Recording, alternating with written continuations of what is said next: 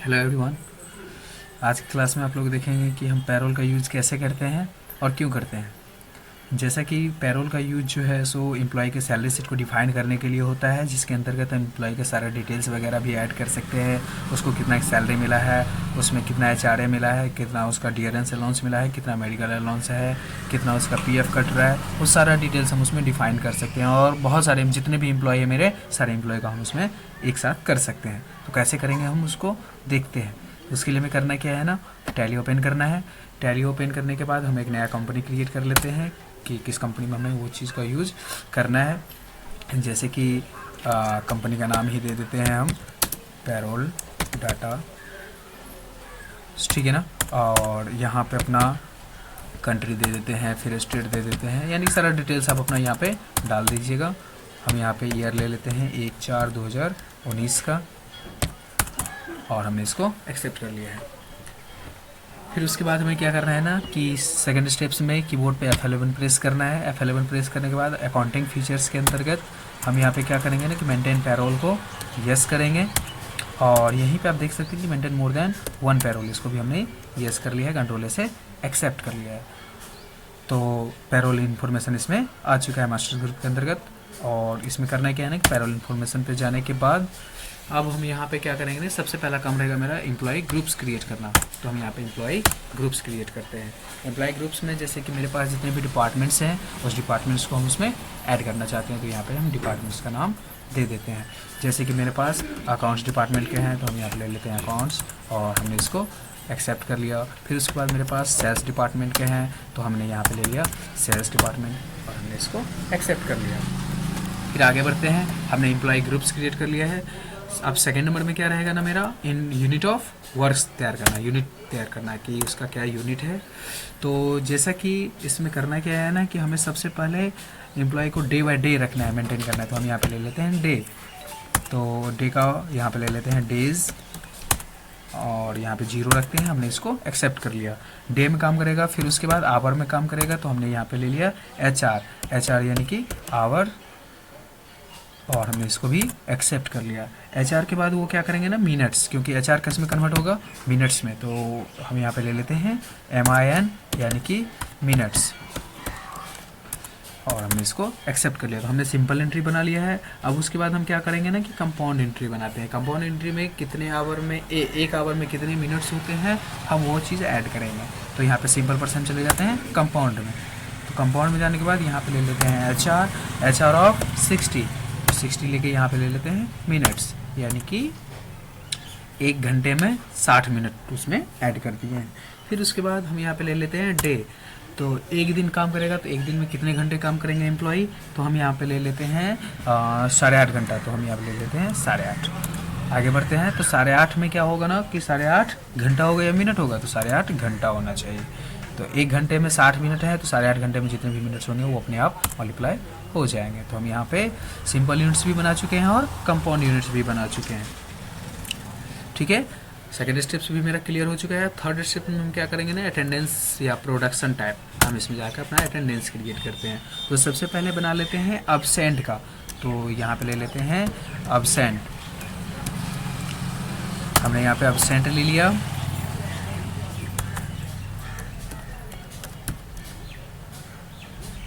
और अब्सेंट में attendance leave without pay रखेंगे हम। यहाँ पे क्या करना है ना, लीव विदाउट पे, क्योंकि अब्सेंट का पैसा उसको नहीं मिलेगा, इसलिए हम लीव विदाउट पे।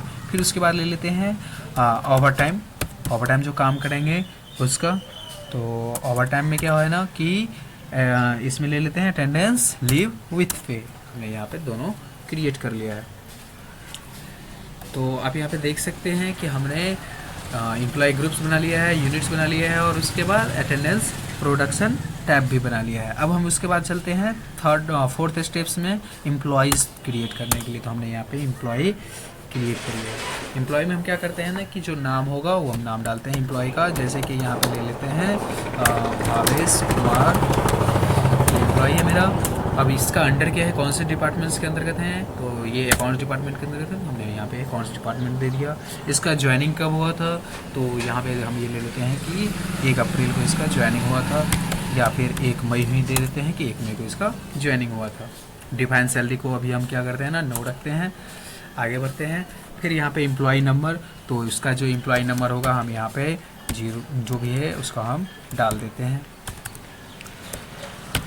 फिर उसके बाद डेजिग्नेशन, तो मान के चलिए ये कोऑर्डिनेटर हैं, तो हम यहाँ पे ले लेते हैं कोऑर्डिनेटर। फिर उसके बाद आगे बढ़ते हैं। फिर फंक्शन, तो कौन से फंक्शन में है, तो हम मान के चलते हैं ये हेड ऑफिस में है, तो हम यहाँ पे ले लेते हैं हेड ऑफिस। फिर उसके बाद लोकेशन, तो ये मान के चलते हैं कि ये दरभंगा जोन में है, तो हम यहाँ पे देते हैं दरभंगा जोन। फिर उसके बाद जेंडर, तो कौन से जेंडर के अंतर्गत है, तो मान के ये मेल है, तो हम यहाँ पे मेल दे देते हैं। फिर उसके बाद डेट ऑफ बर्थ उसका वो डाला हो अपना डाल सकते हैं। फिर ब्लड ग्रुप, तो कोई सा ब्लड ग्रुप ले लेते हैं। फिर उसके बाद फादर्स नेम, तो हम यहाँ पे ले लेते हैं फादर्स नेम।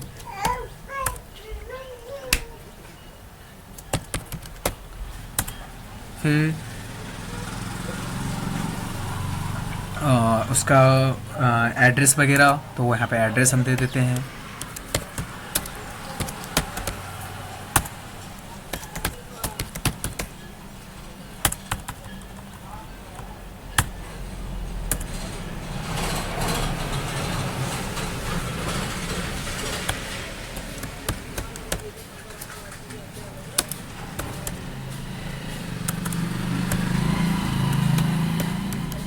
हमने यहाँ पे उसका फुलफिल डाल दिया है, जैसे कि ये हेड ऑफिस में है। ठीक है, आगे बढ़ते हैं। इसका फ़ोन नंबर है, तो यहाँ पे फ़ोन नंबर डाल देते हैं। उसके बाद उसका ईमेल आईडी, तो ईमेल आईडी डाल देते हैं। यानी कि सारा डिटेल्स आपको यहाँ पे फुलफिल कर लेना है। अगर उसका बैंक डिटेल्स वगैरह इसमें अगर डालना चाहते हैं तो हम इसको यस कर लेते हैं। उसके बाद जैसे कि अकाउंट नंबर वगैरह वो हम डाल देंगे। फिर उसके बाद IFSC कोड वो हम डाल देते हैं। फिर उसके बाद कौन से बैंक का है, तो स्पेसिफाई बैंक नेम लेके वो डाल दिए। उसके बाद यहाँ पे ले लेते हैं अदर्स, सभी प्रकार का हम लेना चाहते हैं उसमें पेमेंट्स वगैरह, तो वो भी हम ले लिए। एम्प्लॉय का पैन नंबर है, तो वो पैन नंबर दे देते हैं।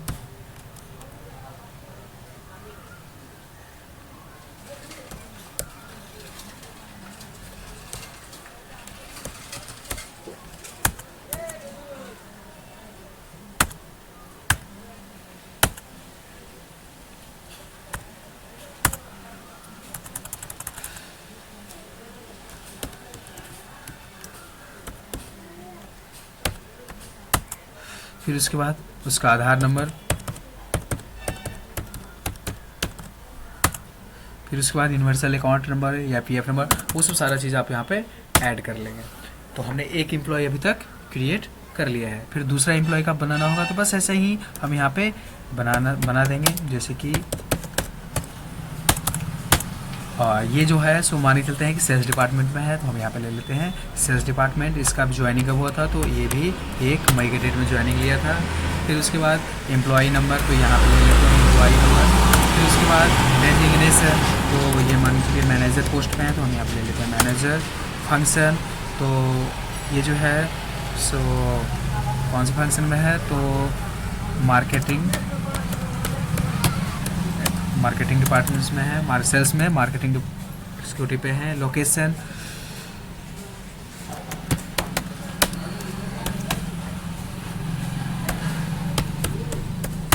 फिर आगे बढ़ते हैं। जेंडर, यहाँ पे जेंडर ले लेते हैं। डेट ऑफ बर्थ ले लेते हैं। फिर उसके बाद ब्लड ग्रुप, फिर उसके बाद फादर्स नेम,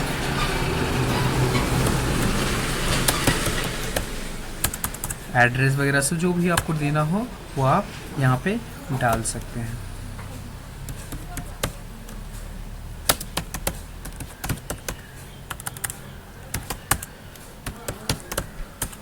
आगे बढ़ते हैं। फ़ोन नंबर वगैरह वो भी डाल देंगे। बैंक डिटेल्स, तो यहाँ पे यस करके इसका भी बैंक डिटेल्स डाल देंगे। फिर उसके बाद IFSC कोड, ब्रांच, तो SBI,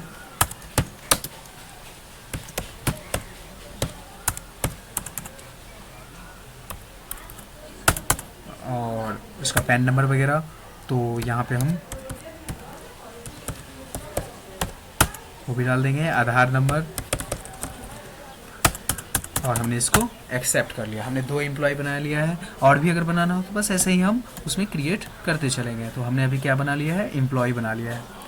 अब उसके बाद हम क्या करेंगे ना, नेक्स्ट स्टेप में पे हेड्स बनाएंगे। पे हेड्स क्या होता है ना कि एम्प्लॉय को जो पेमेंट होता है, आप क्या क्या चीज़ पे कर रहे हैं, उसका पेमेंट करने का जो जरिया होता है वो आप इसमें डिफाइन कीजिएगा। सबसे पहले हम इसमें बना लेते हैं, यहाँ पे हम क्रिएट करते हैं। जैसा कि सबसे पहले हम बना लेते हैं बेसिक सैलरी, उसको टोटल कितना सैलरी मिलेगा वो हम यहाँ पे ले लेते हैं। तो बेसिक सैलरी यहाँ पे किस आधार पे रहेगा ना, तो अर्निंग फॉर एम्प्लॉई, यानी कि ये अर्निंग का पार्ट है, तो हम यहाँ पे अर्निंग ले लेते हैं। हमारे लिए इनडायरेक्ट एक्सपेंसेस हैं, तो हम यहाँ पे से इनडायरेक्ट एक्सपेंसेस ले लेते हैं। और कैलकुलेशन का टाइप क्या रहेगा ना कि ऑन अटेंडेंस के आधार पे, क्योंकि जितना दिन वो उसका अटेंडेंस बनेगा उस आधार पे उसको मिलेगा। तो अटेंडेंस लीव विथ पे, तो हम यहाँ पे क्या करते हैं ना, अटेंडेंस लीव विथ पे में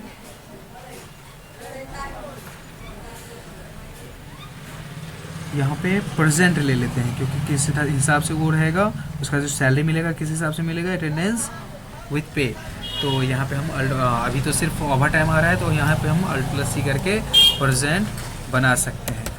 प्रेजेंट ले लेते हैं, आगे बढ़ते हैं, अटेंडेंस लीव विथ पे। तो हम यहाँ पे परसेंट ले लिए, तो कितना दिन प्रेजेंट के आधार पे रहेगा, तो दिन के आधार पे कि मंथ के आधार पे, तो हम यहाँ पे ले लिए हैं मंथ के आधार पे। तो कैलकुलेशन का टाइप क्या रहेगा, तो एज पर कैलेंडर पीरियड, हमने इसको एक्सेप्ट कर लिया। तो हमने यहाँ पे प्रेजेंट भी बना लिया है, बेसिक सैलरी भी बना लिया है। सेकंड स्टेप्स में क्या करते हैं ना, बेसिक सैलरी के बाद एम्प्लॉय को क्या मिलेगा, तो हाउस रेंट अलाउंस मिलेगा। तो हम यहाँ पे ले लेते हैं house rent allowance, house rent allowance. House rent allowance ये भी अर्निंग का पार्ट्स है, ये भी फिक्स रहेगा। हमारे लिए इनडायरेक्ट एक्सपेंसेस हैं, तो यहाँ पे इनडायरेक्ट एक्सपेंसेस ले लेते हैं। फिर उसके बाद ये जो है सो एज कंप्यूटेड वैल्यू, क्योंकि एक वैल्यू दे देते हैं कितना अगर सैलरी रहेगा तो उसका इतना परसेंटेज उसको मिलेगा। फिर उसके बाद हम यहाँ पे ले लेते हैं ऑन स्पेसिफाइड फार्मूला, एक फार्मूले के आधार पर रहेगा। तो बेसिक सैलरी पे वो फार्मूला ऐड होता है, और ये कब से इफेक्टिव होगा, तो जब से उसका ज्वाइनिंग हुआ है। तो ज्वाइनिंग कब से हुआ है, 1 मई को हुआ है, तो हमने यहाँ पे 1 मई दे दिया है। तो अमाउंट ऑफ टू हम ये देखते हैं कि हाँ, जिसका भी सैलरी अगर 3000 से अंदर में है तो उसको हम एक परसेंटेज दे देते हैं कि हाँ उसको 15% मिलेगा। फिर 3000 से लेके जिसका 5000 सैलरी रहेगा तो उसको दे देते हैं कि हाँ चलो तुमको 18% मिलेगा। फिर 5000 से लेके 8000 जिसका सैलरी रहेगा तो हम उसको दे देते हैं कि हाँ तुमको 20% मिलेगा। फिर उसके बाद 8000 से लेके 12000 जिसका सैलरी है तो हम यहाँ पे ले लेते हैं परसेंटेज के रूप में कि उसको 22% मिलेगा। फिर 12000 से लेके जितना भी ऊपर रहेगा तो हम यहाँ पे कोई सीमा नहीं रखे हुए हैं, तो इसीलिए हम यहाँ पे परसेंटेज में देते हैं कि 25% आपको मिलेगा। ठीक है, हमने एक फॉर्मूला क्रिएट कर लिया है, तो वो उसी के हिसाब से अपना अर्निंग के पार्ट्स में वो ऐड होता चलेगा। तो हमने क्या बना लिया है अभी, HRA का बना लिया है पार्ट्स। फिर अब हम बनाते हैं डियरेंस अलाउंस। डियरेंस अलाउंस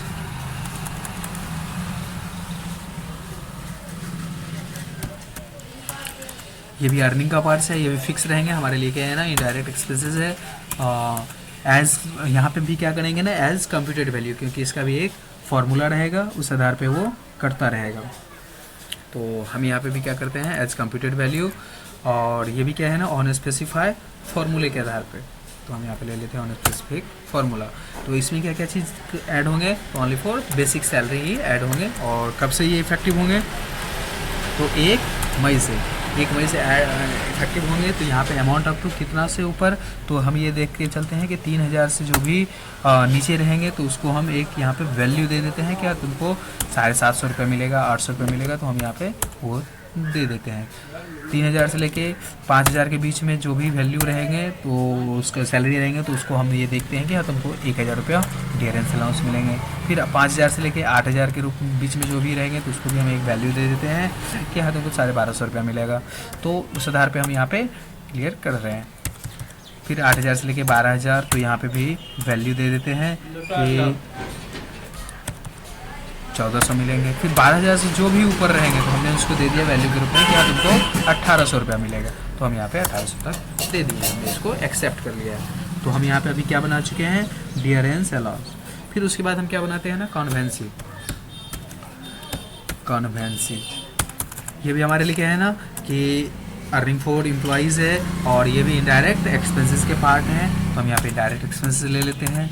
और इसमें भी क्या करते हैं ना कि एज कंप्यूटेड वैल्यू ले लेते हैं कि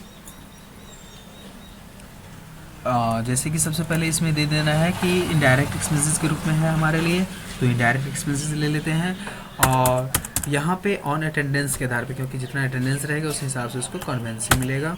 कॉन्वेंसी में उसको प्रेजेंट के आधार पे मिलेगा, तो हम यहाँ पे ले लेते हैं कि यहाँ पे जितना दिन वो प्रेजेंट रहेंगे उस आधार पे उसको मिलना चाहिए, तो हम यहाँ पे ले लेते हैं प्रेजेंट।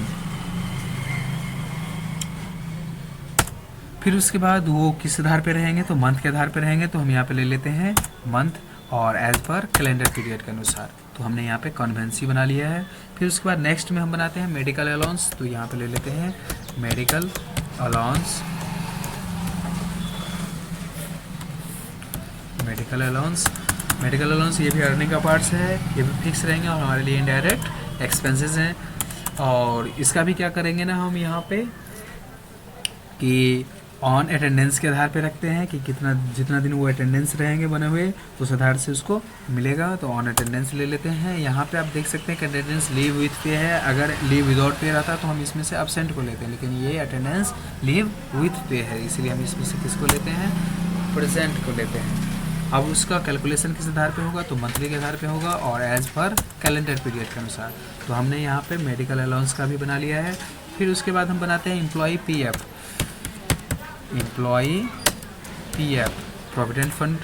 तो प्रोविडेंट फंड में भी क्या है ना, उसका पैसा यहाँ पे ये अर्निंग का पार्ट से नहीं है, ये डिडक्शन का पार्ट है, क्योंकि एम्प्लॉय से ये पैसा वसूला जाता है, लिया जाता है, काटा जाता है, तो इसलिए ये डिडक्शन का पार्ट है।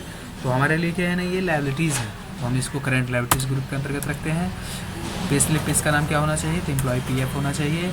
और इसका क्या है ना, एम्प्लॉई पीएफ का एक वैल्यू दे देते हैं कि उस वैल्यू के आधार पर, परसेंटेज के आधार पर वो करता है, तो हम यहाँ पे वो चीज़ फाइंड करते हैं कितना से ऊपर रहेगा,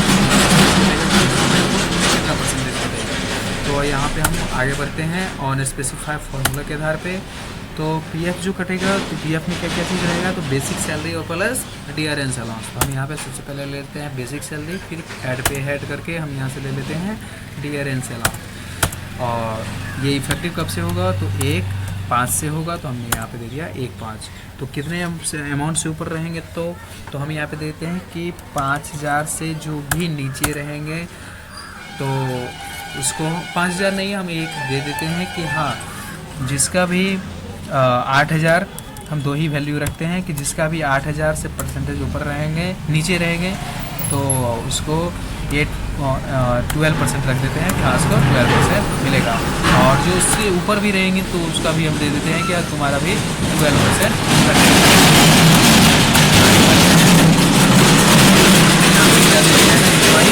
पीएफ का यहाँ पे डाल दिया है। फिर उसके बाद हम क्या करते हैं ना कि अदर अलाउंस,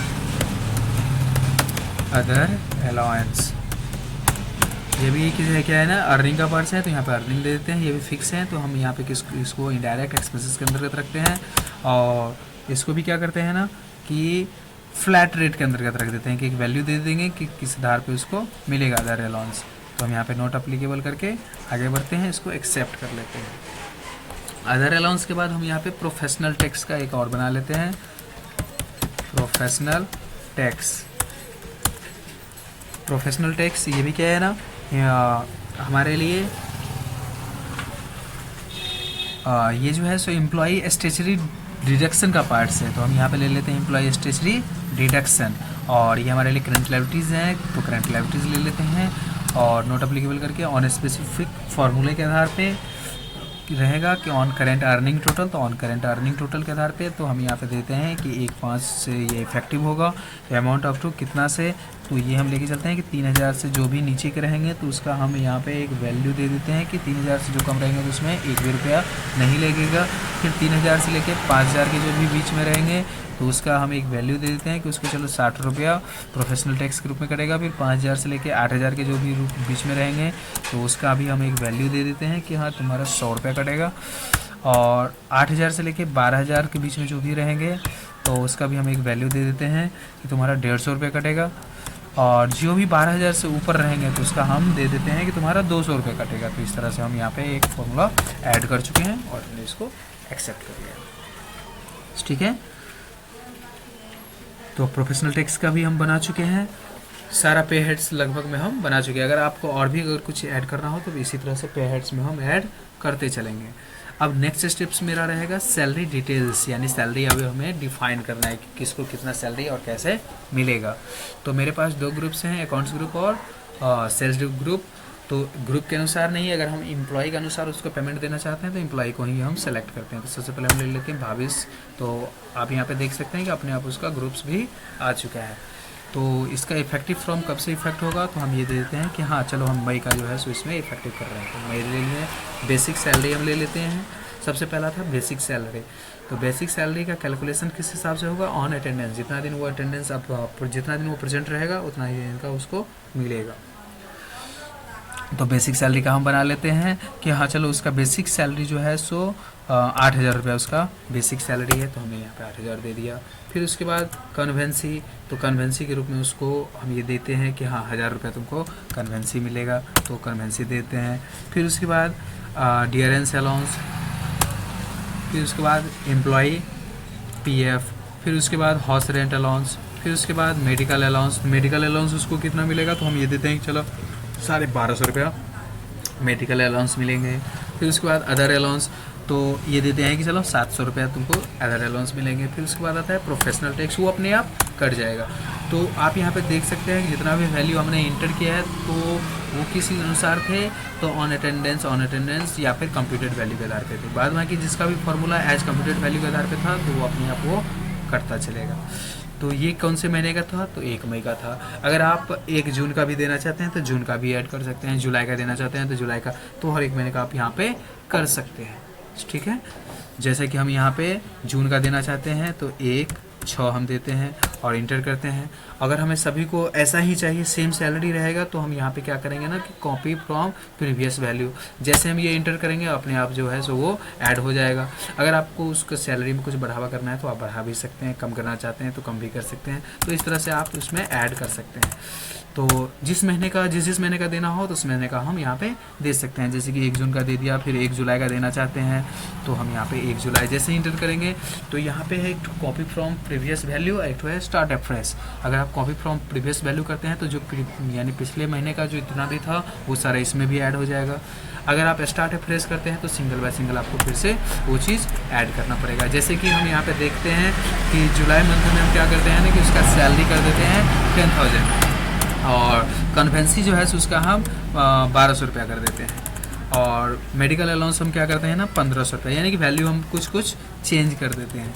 तो हमने इसको चेंज कर लिया है और हमने इसको एक्सेप्ट कर लिया। तो हमने यहाँ पे भावेश कुमार का 3 महीने का सैलरी हमने उसको डिफाइन कर लिया है। फिर रीना कुमारी, फिर उसका हम सैलरी हम 1 मई का हम देते हैं। जैसे कि यहाँ पे सबसे पहले उसका क्या है ना बेसिक सैलरी है, तो उसका बेसिक सैलरी हम मान चलते हैं कि हाँ 7000 रुपये उसका बेसिक सैलरी है, तो 7000 ले लेते हैं। फिर कन्वेंसी, तो कन्वेंसी के रूप में उसको 800 रुपया मिल रहा है।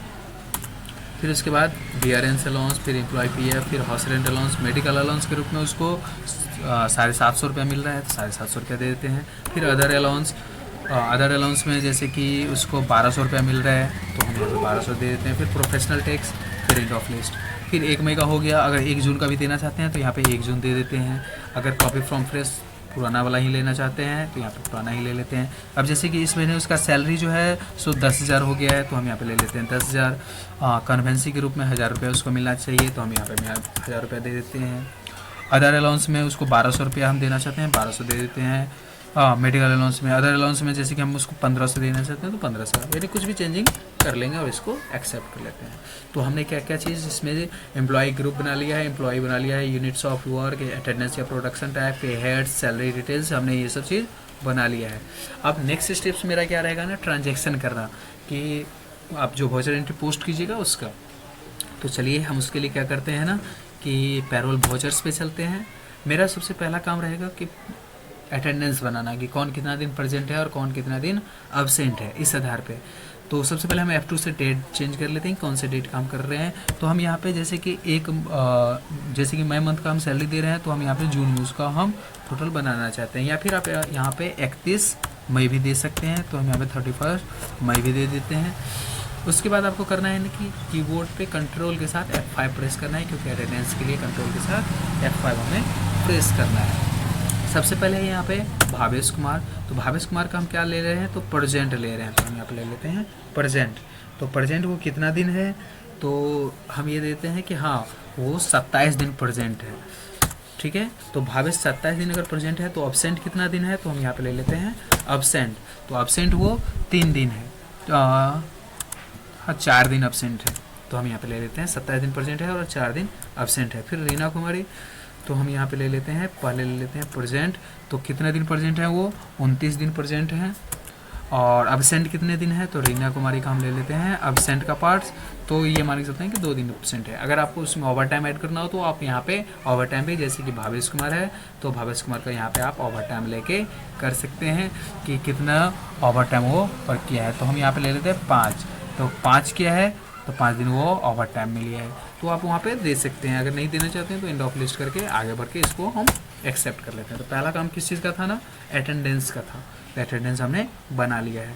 फिर उसके बाद हम क्या करते हैं ना, पैरोल एंट्री बनाते हैं। तो यहाँ पे आप कीबोर्ड पे कंट्रोल के साथ F4 प्रेस करके आप पैरोल बना सकते हैं। हम यहाँ पे क्या करेंगे ना कि ये पैरोल ऑटो फिल करना चाहते हैं। तो यहाँ पे कीबोर्ड पे अल्ट के साथ आपको A प्रेस करना है और यहाँ से क्या ले लेना है, पैरोल ऑटो फिल में आप सैलरी ले लीजिएगा। कौन से मंथ का सैलरी दे रहे हैं, तो 1 मई से लेकर 31 मई का सैलरी दे रहे हैं। और प्राइमरी कॉस्ट कैटेगरी सभी एम्प्लॉय का दे रहे हैं, तो ऑल ग्रुप्स ले लेते हैं। अगर किसी एक ग्रुप्स का लेना है तो सिंगल बाय सिंगल ग्रुप्स भी ले सकते हैं। हम यहाँ पे सैलरी उसका अगर बैंक के माध्यम से देना चाहते हैं, तो यहाँ पे हमने लेजर तो नहीं बनाया है। अगर लेजर बनाना चाहते हैं तो यहाँ पे Alt+C करके भी आप बना सकते हैं, या फिर आप जैसे कि अकाउंट्स इन्फॉर्मेशन और यहाँ पे लेजर और क्रिएट करके बना सकते हैं। जैसे कि मेरा बैंक से है स्टेट बैंक ऑफ इंडिया, हम उससे अपना सैलरी उसको देना चाहते हैं। तो ये मेरा बैंक अकाउंट्स के अंतर्गत है। तो हम यहाँ पे ले लेते हैं बैंक अकाउंट्स और अपना अकाउंट नंबर वगैरह वो आप यहाँ पे फुलफिल कर लीजिएगा, IFSC कोड।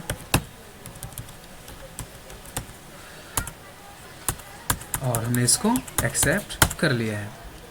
अब उसके बाद हम उसका सैलरी पे करना चाहते हैं। तो पहले तो हम उसको पैरोल वाउचर्स बनाएंगे। तो पैरोल वाउचर्स में जाके हम उसको क्या करेंगे ना कि पैरोल ऑटो फिल कर लेते हैं, क्योंकि हम यहाँ पे सैलरी उसका डिफाइन कर रहे हैं। उसके बाद सैलरी ले लेते हैं 1 मई से लेकर 31 मई। और यहाँ पे आप देख सकते हैं कैश और स्टेट बैंक ऑफ इंडिया मेरा दोनों आ चुका था। हम यहाँ पे ले लेते हैं स्टेट बैंक ऑफ इंडिया और हमने इसको नो करके आगे बढ़ाया। तो आप यहाँ पे देख सकते हैं कि हमने 2 एम्प्लॉय का सैलरी दिया था, तो दोनों एम्प्लॉय का नाम यहाँ पे आ चुका है। किसका कितना सैलरी मिलेगा, किसका कितना कटेगा, ये सारी चीज़ें आप यहाँ पे देख सकते हैं, ठीक है। हम इसको चेक के थ्रू देना चाहते हैं तो चेक, या फिर अदर कुछ लेना चाहते हैं, नेफ्ट करना चाहते हैं, नेफ्ट RTGS करना चाहते हैं, RTGS जो भी आपको करना है वो आप करके एक्सेप्ट कर लीजिएगा। तो अभी हमने उसका सैलरी का पोस्टिंग कर दिया है। तो क्या सैलरी का पैसा उसको मिला, तो हम यहाँ पे आगे बढ़ते हैं। डिस्प्ले में जाके देख सकते हैं, जैसे कि स्टेटमेंट्स ऑफ अकाउंट में भी जाके देख सकते हैं कि आउटस्टैंडिंग पेबल में कुछ भी नहीं है, ठीक है। अब हम यहाँ पे क्या करते हैं ना, पैरोल रिपोर्ट्स देखना चाहते हैं, पे स्लिप देखना चाहते हैं। तो उसके लिए करना क्या है ना कि सबसे पहले चला जाना है डिस्प्ले पे, और डिस्प्ले में जाने के बाद पैरोल रिपोर्ट्स में जाने के बाद आप यहाँ पे स्टेटमेंट्स ऑफ पैरोल और यहाँ पे स्लिप में जाके आप सिंगल बाय सिंगल भी देख सकते हैं कि भावेश कुमार का। अब यहाँ पे देख सकते हैं कि अर्निंग का पार्ट्स क्या है और डिडक्शन का पार्ट्स क्या है, ठीक है ना। अगर इसका प्रिंट आउट चाहिए तो Alt+P करके आप इसका प्रिंट आउट भी ले सकते हैं। तो हमने यहाँ पे Alt+P करके इसका प्रिंट आउट में आपको दिखा देते हैं कि कैसा इसका प्रिंट आउट निकलेगा। तो जैसे कि ये मेरे कंपनी का नाम है, एम्प्लॉय का नाम भावेश कुमार है, सारा उसका डिटेल्स है, जैसे कि एम्प्लॉय नंबर, उसका फंक्शन, उसका designation, location, bank details, date of joining, income tax number, उसके बाद उसका बेसिक सैलरी कितना है, सारा डिटेल्स आप यहाँ पे देख सकते हैं। प्रेजेंट कितना दिन है, अब्सेंट कितना दिन है, जितना दिन प्रेजेंट है उतना ही दिन का पैसा मिल रहा है, जितना दिन अब्सेंट है उसका पैसा उसको नहीं मिल रहा है, ठीक है। तो हम इस तरह से उसको डिफाइन कर सकते हैं। अगर इसको उसके मेल पे भेजना हो तो आप कीबोर्ड पे अल्ट के साथ एम करके भी भेज सकते हैं। अगर आप इसको एक्सेल में आप एक्सपोर्ट करना चाहते हैं तो आप अल्ट प्लस ई करके, ये देखिए जैसे कि हमने अल्ट प्लस ई किया तो ये एक्सपोर्ट के लिए बोल रहा है। हम यहाँ पे थोड़ा सा बैक करते हैं और यहाँ पे आप यहाँ पे देख सकते हैं कि XML डेटा है। XML डेटा इंटरचार्ज फॉर्मेट को हम हटा के क्या करेंगे ना कि एक्सेल स्प्रेडशीट ले लेंगे।